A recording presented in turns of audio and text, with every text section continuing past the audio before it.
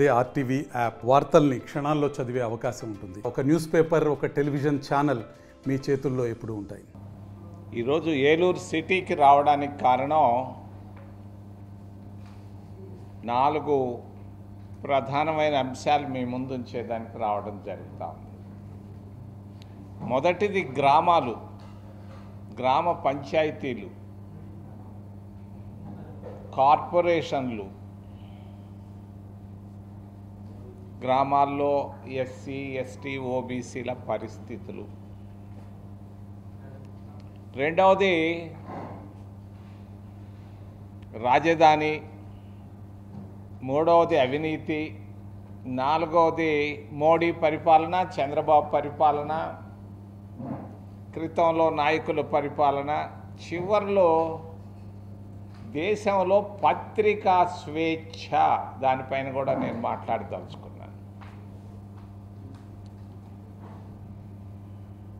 గ్రామాల్లో పరిస్థితులు చాలా బలహీనంగా ఉన్నాయి. సర్పంచులు అల్లాడుతున్నారు నిధులు లేక.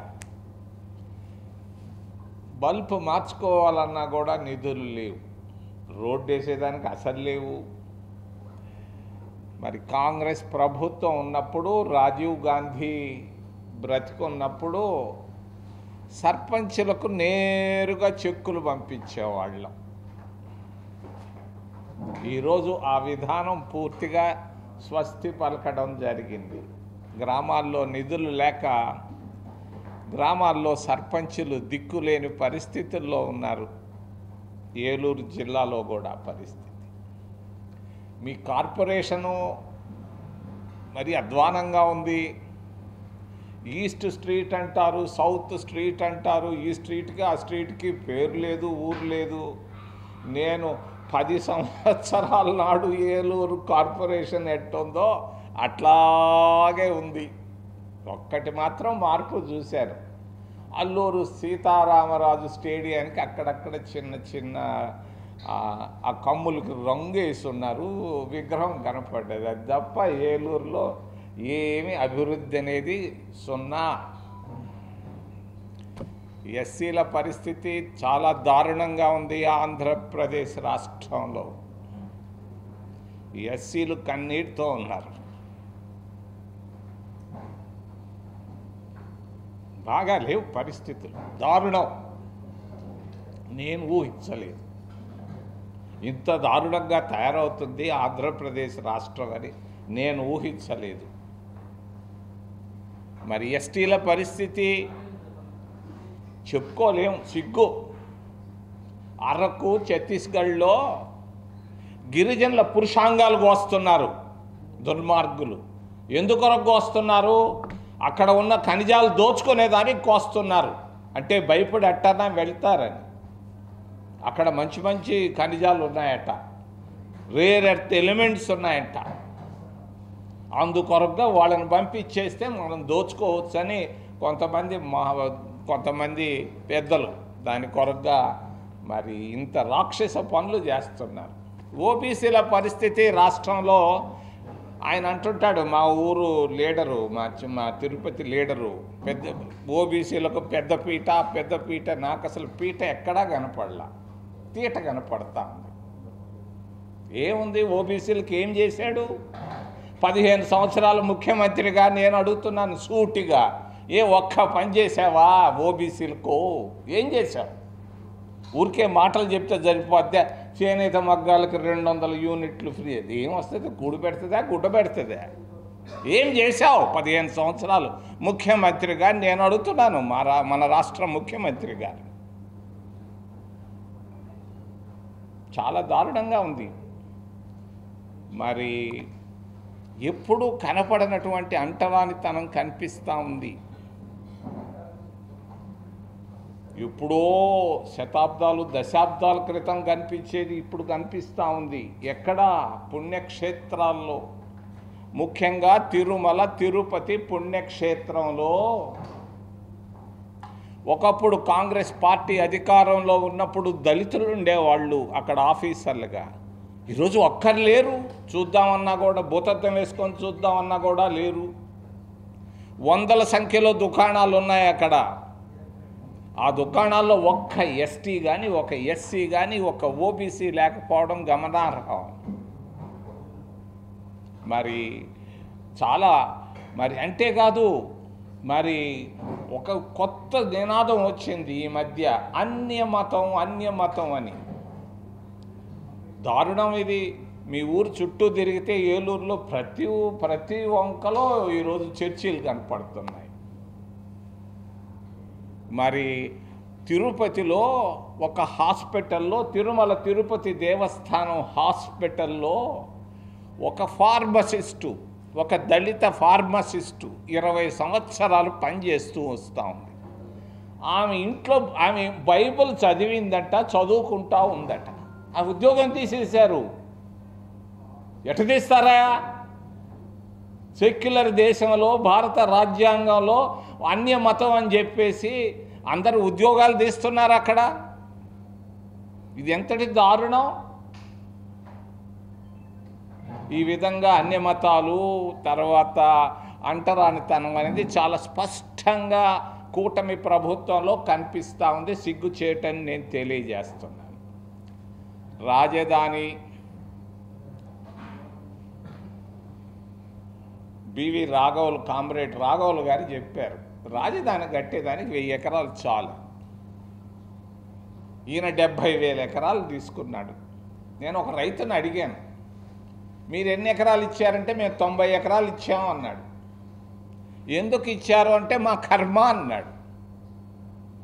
ఏ రైతు సంతోషంగా ఇవ్వటం లేదు. 3 పంటలు పండేటువంటి మరి భూముల్ని, సారవంతమైన భూముల్ని, బాగా నీటి సదుపాయాలు ఉన్నటువంటి ప్రాంతాన్ని ఇవ్వడానికి వాళ్ళకి ఇష్టం లేదు. మరి వాళ్ళు పీడించి లాగించి తీసుకుంటున్నారు. మరి ఎవరికి ఇస్తున్నారు ఈ భూములు? కోటీశ్వర్లకి. ఫోన్లు చేస్తున్నాడు ఒక ఆయన బయట రాష్ట్రాల్లో. వాళ్ళకి తెలియదు, నాకు బయట రాష్ట్రాల్లో కూడా పరిచయాలు ఉన్నాయని. మేము 100 ఎకరాలు ఇస్తాం, మాకేమి ఇస్తామంటాడు. పేరు చెప్పటం, పేరు చెప్తే టేబుల్ కింద తల పెడతారు వాళ్ళంతా. మాకేమి ఇస్తావు? కొన్ని మీడియా సంస్థలకు కూడా ఫోన్లు చేస్తున్నారు బయట రాష్ట్రాల్లో. అజాగ్రత్తగా ఉండొద్దు, మేము అన్నీ గమనిస్తున్నామని నేను సున్నితంగా తెలియజేస్తున్నాను ఆ వ్యక్తులకి. రైతులు భూములేంది, మీ వ్యాపారాలేంది? ఇది న్యాయమా? ఇదేనా ప్రజాస్వామ్యం అంటే? అవినీతి. భారతీయ జనతా పార్టీ, కాంగ్రెస్ పార్టీ అధికారంలో ఉన్నప్పుడు 2G స్పెక్ట్రమ్ 1000 కోట్లు పోయింది, తిన్నారు, అట్టన్నారు, ఇట్టన్నారని పేర్లు చెప్పారు వాళ్ళు. రాజా భూజాల పేర్లు చెప్పారు. కోల్ స్కామ్ అని చెప్పాడు. నిన్నగాక మొన్న ఒక ఆయన చచ్చిపోయినాడు, ఒక మాజీ ముఖ్యమంత్రి వాళ్ళ తరఫున. రాంచీలో ఇంత తిన్నారు, అంత తిన్నారు అని కోల్ స్కామ్ అని. నేను అడుగుతున్నాను ముక్కుసూటిగా, ఒక నెల నుంచి అడుగుతున్నాను. ఒక్కరు చుప్చాప్గా ఉన్నారు. బ్యాంకుల్లో 1,00,000 కోట్ల స్కామ్ జరిగింది గత 11 సంవత్సరాల్లో. ఎలా? ఈ 11 సంవత్సరాల్లో 14.5 లక్షల కోట్ల రూపాయలను మాఫీ చేశాయి బ్యాంకులు. 14.5 లక్షల కోట్ల రూపాయలు అప్పుల్ని మాఫీ చేశారు. ఎవరు అప్పులు? రైతుల అప్పులా? కాదు. నిరుపేద మహిళల అప్పులా? కాదు. పేదవాళ్ళ అప్పులా? కానే కాదు. ఎవరే చేశారు? 100 కోట్లు పైబడినటువంటి పెద్దలు కట్టలేకుండా ఎన్పిఏలు అయితే వాళ్ళ అప్పులు రుణమాఫీ చేశారు. ఇది సాధించినటువంటి గొప్ప ఘన విజయం. ఆయన అన్నాడు, ట్రంప్ అక్కడి నుంచి ఎక్కడి నుంచి అది డెడ్ ఎకానమీ అన్నాడు. రష్యా డెడ్ ఎకానమీ, ఇండియా ఇది మన్మోహన్ సింగ్ కష్టపడి సంపదను సృష్టిస్తే వీళ్ళు సంపదని నాశనం చేస్తున్నారు. బ్యాంకుల్ని ఈ విధంగా 14.5 లక్షల కోట్ల రూపాయలను మాఫీ చేశారు. నేను అడుగుతున్నా నిర్మలా సీతారామన్ని, ఆమె ఈ జిల్లా కోడలేమో ఒకప్పుడు. శేషావతారం గారు నాకు బాగా తెలుసు మంత్రిగా. మరి నేను ఇక్కడి నుంచి నిర్మలమ్మని అడుగుతున్నాను, నిర్మలంగా ఒక జవాబు చెప్పమ్మా. ఏ రాష్ట్రంలో ఎన్ని అప్పులు మాఫీ చేశావు? ఎన్ని వేల కోట్లు మాఫీ చేశావు? గుజరాత్ రాష్ట్రంలో ఎంత మాఫీ చేశావు? కర్ణాటక రాష్ట్రంలో ఎంత మాఫీ చేశావు, మరి మహారాష్ట్రలో ఎంత చేశావు, ఎవరెవరికి చేశావు లిస్టు బయట పెట్టమ్మా. ఇది ప్రజాస్వామ్య దేశం, అడిగే హక్కు మాకుంది.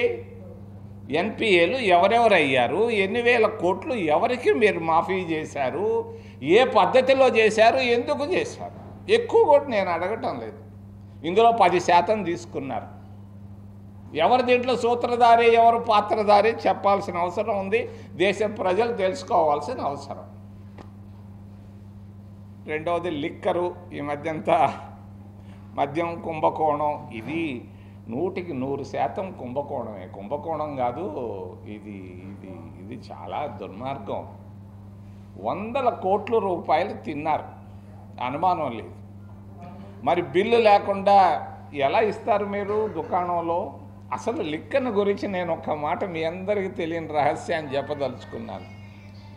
నేను మంత్రిగా, కెమికల్ మంత్రిగా పివి నరసింహారావు గారి క్యాబినెట్లో ఆల్ ఇండియా ఆల్కహాల్ బోర్డుకి నేను చైర్మన్గా ఉన్నాను 1.5 సంవత్సరం. 1.5 సంవత్సరం ఆల్ ఇండియా మొలాసెస్ బోర్డుకు కూడా చైర్మన్గా ఉన్నాను. నాకు తెలుసు ఇవన్నీ. అసలు మొలాసెస్లో నుంచి ఆల్కహాల్ తయారు చేస్తారు. 4 కిలోల మొలాసెస్ నుంచి 1 లీటర్ ఆల్కహాల్ వస్తుంది. ఆ రోజు మొలాసెస్ కిలో పావల 25 నయా పైసలు. 1 రూపాయి మొలాసెస్ నుంచి 1 లీటరు ఆల్కహాల్ వస్తుంది. దీన్ని పరిశుద్ధం చేసి బాటిల్ వేసి మూతేసి లేబుల్ వేసి అమ్ముతారు. 1000 రూపాయలకు 1000 రూపాయలకు అమ్ముతున్నారు లీటరు. తయారయ్యేదానికి 10, 20, 30 రూపాయలు అవుతుంది. ఈ డబ్బు ఎవరు తీసుకుంటున్నారు? దేవుడు వచ్చి తీసుకుంటున్నాడా? అన్నవరం దేవస్థానం నుంచి లేదే. ఎవరు తీసుకుంటున్నారు? పాలిటీషియన్లు తీసుకుంటున్నారు, మ్యానుఫ్యాక్చరర్లు తీసుకుంటున్నారు, డిస్ట్రిబ్యూటర్లు తీసుకుంటున్నారు, ఎక్సైజ్ ఆఫీసర్లు తీసుకుంటున్నారు. ఏవి?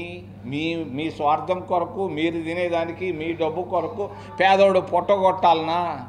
నేను కుప్పం నియోజకవర్గంలో ఉంటే ఒక మహిళ తిడుతూ ఉంది, దారుణంగా తిడుతుంది. ట్రైన్లో కూర్చొని ట్రైన్ ఆగి ఉంది. కుప్పం రైల్వే స్టేషన్లో నేనున్నాను. తిడుతూ ఉంటే నేను 4-5 నిమిషాలుండి పోవాలనా పోకూడదా అని ఆలోచించి దగ్గర పోయా. అమ్మా, ఎవరిని తిడుతున్నావు అని అడిగాను నేను. ఆమె చెప్పుకోవచ్చు, ఇంకెవరిని నేను తిడతానయ్యా అన్నది. నాకు అర్థమైంది. ఎందుకు తిడుతున్నావమ్మా అని అన్నాను. అయ్యా, నేను సంపాదించిన దాన్ని నా మొగుడు ఎత్తుకొని పోయి తాగి నన్ను వాడు మళ్ళా కావాలని తిడుతున్నాడయ్యా. నేను వేషాలు వేసుకొని డబ్బులు సంపాదిస్తుంటే ఆ డబ్బులు కావాలంటున్నాడయ్యా వీడు అని అన్నది. అంటే భార్యాభర్తల మధ్య కూడా కలహాలు, బిడ్డలు, ఎవడు సంతోషంగా లేరు ఈ లిక్కర్తో. నేను అడుగుతున్నాను రాష్ట్ర ప్రభుత్వాన్ని. మేమేదో ఒక ఆయన నేను ఎవరో చెప్తున్నాను, మేము అంతకుముందు ఇచ్చిన లిక్కర్ నాసి రకం, ఇప్పుడు ఇచ్చేది వాసి రకం అని. ఈ లిక్కర్ని కొంచెం కంట్రోల్ చేయండి, ధైర్యంగా కంట్రోల్ చేయండి. మీకు రెవెన్యూ రాష్ట్రానికి కావాలంటే పేదోళ్ళు పొట్టలు కొట్టకుండా వేరే వాళ్ళు పొట్టలు కొట్టండి, ఏం కాదు. కోటీశ్వర్ల పొట్టలు కొట్టండి, వారానికి ఒక్కసారి పెట్టండి, ఏమవుద్ది? పారి శని ఆదివారాల్లో పెట్టండి, తాగుతారు వాళ్ళు. మిగిలిన రోజుల్లో డ్రై డేస్ చేసి పారేయండి. ఇది ఇటువంటి లిక్కర్ విధానం అవసరం లేదు. నెలకు ఒకసారి పెడితే కూడా నాకేం అభ్యంతరం లేదు. మీరు మీ రాబడి కొరకు పేదవాళ్ళ పొట్టలు కొట్టి వాళ్ళ లివర్లు, కిడ్నీలు, వాళ్ళ జీవితాల నాశనం చేసేదానికంటే కొత్త విధానం అవసరమని తెలియజేస్తూ చివరిలో రాజకీయాల గురించి, పత్రికా స్వేచ్ఛను గురించి మాట్లాడదలుచుకున్నాను. మోడీ గారు వచ్చారు, 11 సంవత్సరాలు పూర్తి అవుతా ఉంది. ఏం సాధించారు ఆయన? కళ్ళకు నాకేం కనపడటంలే. 2 మాత్రం ఖచ్చితంగా, మూడోది నేను చెప్పేశాను. ఒకటి ఏంటంటే ఆయన అయోధ్యలో ఒక టెంపుల్ కట్టాడు, కాదనలేదు, సంతోషం. రెండవది ఆయన ఏం చేశాడు? గుజరాత్లో పటేల్ విగ్రహాన్ని తెచ్చాడు. ఓ అబ్బా, చాలా ఎత్తు, తలకాయ జాలతో ఎత్తి 125 అడుగులది. ఈ 2 తెచ్చాడు. మూడోది ఏంటంటే ఇదిగో స్కామ్, 14.5 లక్షల కోట్లు కోటీశ్వరులకు మాఫీ చేశాడు. ఏమి తీసుకున్నాడనే దాని పాపం ఆయన చాలా నిజాయితీ పడని అందరూ అంటారు, అందుకని ఆయన ఏం అన్నా నేను. కానీ ఎవరు తీసుకున్నారు 10%? అది చెప్పాయా స్వామి? చంద్రబాబు నాయుడు, నేను కూడా బలి ఊహించాను, ఆకాశం అంత ఎత్తుకు ఎదిగిపోతాడు చంద్రబాబు నాయుడు అని 1.5 సంవత్సరం నాడు నేను ఊహించాను. మన సంపూర్ణ ఆంధ్రప్రదేశ్ చేసేస్తాడు, దీన్ని బాగా వేల కోట్ల రూపాయలు ఆంధ్రప్రదేశ్కి తెస్తాడు అని అనుకున్నాను. పెట్టుబడులు కాదు, మరి కేంద్రం నుంచి ఏంది ఏడుంది కేంద్రం నుంచి నిధులు? మీ ఊరు చుట్టూ ఏలూరు చుట్టూ తిరిగితే నిధులు ఎంత వచ్చాయో నేను చెప్పగలను. గ్రామాల్లో దిక్కు లేదు ఈరోజు బల్బు మార్చుకునేదానికి. ఏమైంది? రూరల్ డెవలప్మెంట్ ఏమైంది? ఫండ్స్ రావటం లేదు. చంద్రబాబు నాయుడు పైన అసంతృప్తి బాగా మొదలైపోయింది. వాస్తవం ఇది. మరి క్రితంలో ఉన్న ఆయన గురించి కూడా నేను ఒక మాట చెప్పదలుచుకున్నాను. బాగా ఎలైట్ ఉన్న దగ్గర సిటీల్లో ఆయన పరిస్థితి బాగా లేదు, ఆయన ఊసే లేదు. వాళ్ళు చెప్తున్నారు పేదవాళ్ళు, ఊసే లేదని. ఎక్కడుంది? కొంచెం ఉంది, నేనే లేదంటాం లేదు. కొండేపి లాంటి ప్రాంతాల్లో, బ్యాక్వర్డ్ ఏరియాస్లో, దర్శి లాంటి ఏరియాలంటే ఒంగోలులో రిమోట్ దొనకొండ ఇటువంటి ప్రాంతాలు ఉన్నాయి, మార్కాపురం ఆ ప్రాంతాల్లో. అక్కడ కొంచెం ఉంది ఆయనకి, ఇంకా కొంచెం ఎక్కువ లేదు. కానీ ఈ అవినీతిలో లిక్కర్లో మాత్రం ఎవ్వరూ తప్పించుకోలేరు. ఎందుకో అని అంటే ఆర్టిఫిషియల్ ఇంటెలిజెన్స్ అని ఒకటి చచ్చింది. టెక్నాలజీ బాగా పెరిగిపోయింది. ఇప్పుడు నేను ఎక్కడున్నానంటే నా సెల్ ఫోన్ పట్టుకొని చెప్పేసి ఆడుండాడు అని అంటే పలానా దగ్గర ఉన్నాడు, పాత బస్టాండ్ దగ్గర అని చెప్పేస్తారు. తప్పించుకునే ప్రశ్న లేదు. జయలలిత లాంటి పెద్ద మాస్ లీడర్ కూడా ఆమె పెద్ద పొరపాటు చేయలేదు, మీకు తెలుసో లేదో. ఆమె చేసింది టాన్సీ అని ఒక ల్యాండ్ను తీసుకుంది, గవర్నమెంట్ ల్యాండ్ను, ముఖ్యమంత్రి పదవిలో ఉంటూ. అదొక్కటే ఆమె చేసిన పొరపాటు. తలుపు సందులో ఏళ్ళు పెట్టే, ఏళ్ళు నలిగిపోయినాయి, చచ్చిపోయిన తర్వాత కూడా శిక్షలు పడ్డాయి. ఈ లిక్కర్ స్కామ్లో ఎవరున్నా, ఎంత పెద్దవాళ్ళు ఉన్నా, ఎన్ని కోర్టులు వాళ్ళకి సహాయం చేసినా శిక్షలు తప్పవని తెలియజేస్తూ చివరిలో పత్రికా స్వేచ్ఛను గురించి మాట్లాడదలుచుకున్నాను. పత్రికా స్వేచ్ఛ అనేది రాజ్యాంగ హక్కు. ఈరోజు కాంగ్రెస్ ప్రభుత్వంలో కూడా ప్రధానమంత్రుల గురించి రాసేవాళ్ళు పత్రికా స్వేచ్ఛ అంటే అది. మేమందరం మౌనంగా ఉండేవాళ్ళు. దాని గురించి కూడా ఎన్నోసార్లు, 100 సార్లు రాశారు. అది ఇది ఏదేదో అని. ఏముందాడా? మరి పత్రికా స్వేచ్ఛ కాంగ్రెస్ ప్రభుత్వంలో ఉండింది. ఈరోజు పత్రికా స్వేచ్ఛ లేదు. ఉందనంటే చేతులు ఎత్తండి, నేను వచ్చి పొలమాలేస్తా. మీరు రాసేదానికి అక్కడ పొంతం లేదు. డిసైడ్ చేసేది మీడియా ఓనర్లు, వాళ్ళు చెప్పింది మీరు రాయాలి. ఢిల్లీలో ఒక పెద్ద సీనియర్ జర్నలిస్టు ఒక మంత్రితో ఇంటర్వ్యూ తీసుకొని పంపిస్తే ఓనర్ ఫోన్ చేశాడంట. ఆయన పేరు చెప్పదలుచుకోలేదు. మరి నువ్వు చేస్తే అది నీకు వస్తుంది క్రెడిట్, నేను చేస్తే అది నాకు క్రెడిట్ వస్తుంది. నేను చెప్పినట్టు చేస్తేనే నువ్వు పంపించిన దాన్ని పెడతానే, నేను పెట్టను అన్నమాట. పత్రికా స్వేచ్ఛ లేదు ఆంధ్రప్రదేశ్ రాష్ట్రంలోనే కాదు, దేశంలో. చివరిలో ఒక్క విషయం చెప్తా. నిన్న కాకినాడలో నేను ఒక ప్రెస్ కాన్ఫరెన్స్ పెట్టా. ఈరోజు ఏలూరులో ఒక ప్రెస్ కాన్ఫరెన్స్ ఉన్నాను. మరి ఈ దేశ ప్రధానమంత్రి మోడీ గారు 11 సంవత్సరాల్లో ఎన్ని ప్రెస్ కాన్ఫరెన్సులు పెట్టాడు? ఎవరి దగ్గర జవాబు ఉందా? ఒక్క ప్రెస్ కాన్ఫరెన్స్ అన్నా పెట్టాడా? ఇది ఏముంది? మీకేముంది? మీకు స్వేచ్ఛ ఆడుంది? పాపం మా ప్రభుత్వం రాగానే మీకు సంపూర్ణమైనటువంటి పత్రికా స్వేచ్ఛను చేసే బాధ్యతలు మేము తీసుకుంటామని తెలియజేస్తూ ఏదైనా ప్రశ్నలు ఉంటే, వాస్తవం చెప్పాలంటే రాష్ట్ర విభజన తర్వాత బాగా మేము నష్టపోయాం. టీడీపీ ప్రభుత్వం అధికారంలోకి వచ్చిన తర్వాత ప్రజల్లో అంత తృప్తి లేదు. జగన్మోహన్ రెడ్డి పైన కూడా ఆయన అడిగింది ఒక్క ఛాన్స్, ఆ ఛాన్స్ ఇచ్చేశారు. రెండో ఛాన్స్కి ఎవరు రెడీగా లేరు. ఆయన రెడీగా ఉన్నాడు కానీ మీ ప్రజలు రెడీగా లేరు. కాంగ్రెస్ పైన సానుభూతి ఉంది ఈరోజు ప్రజల్లో. ఒకప్పుడు నేను మా ఊళ్ళలో పోతే తూప్పని ఊసేవాళ్ళు నా ముఖాన. ఈరోజు ఊయటంలే.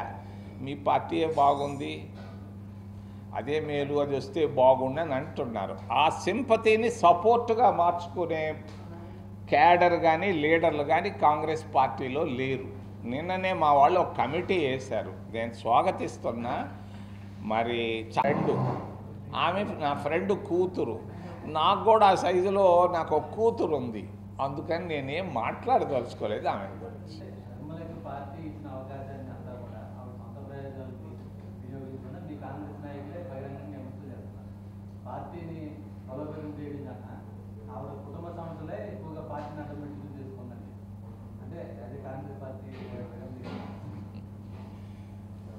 పిసిసి ప్రెసిడెంటు, రెండోది మహిళ కూడా. నేను ఆమె గురించి మాట్లాడుకోవడం మంచిది. ప్రజలే మాట్లాడతారు, నేను మాట్లాడతాను, నా నోట్లో నుంచి ఏం మాట్లాడదలుచుకోలేదు. మహిళ కాకుంటే కూడా మాట్లాడి ఉండేవాడిని, మహిళ నేను మాట్లాడకూడదు. వదిలిపెట్టడం మంచిది. ప్రస్తుతానికి నేను మాట్లాడదలుచుకోలేదమ్మా. మీరు ఇంకేదైనా అడగండి, నేను మాట్లాడతాను.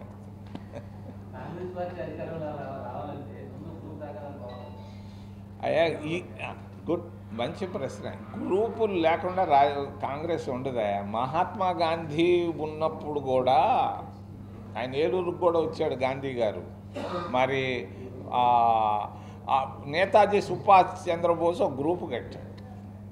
పండిట్ జవహర్లాల్ నెహ్రూ ప్రధానమంత్రిగా ఉన్నప్పుడు కూడా సర్దార్ వల్లభాయ్ పటేల్ ఒక గ్రూపు కట్టాడు.